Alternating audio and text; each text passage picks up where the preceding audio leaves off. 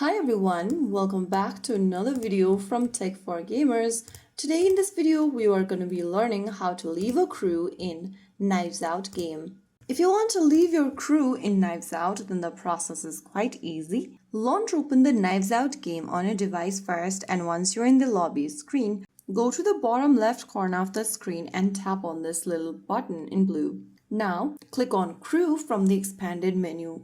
Once you end up in your crew, go to the left hand side menu and tap on Information, and then you'll be able to see the members in the crew that you've joined into. To leave the crew, go to the bottom left and tap on the Leave Crew button. In the pop-up, click OK. Soon after you do that, you have successfully left a crew on Knives Out. Now you're free to join in any other crew, and that's it. If you found the video helpful, don't forget to like, share, and subscribe to our channel. I will be back again in the next video. Stay tuned and thanks for watching.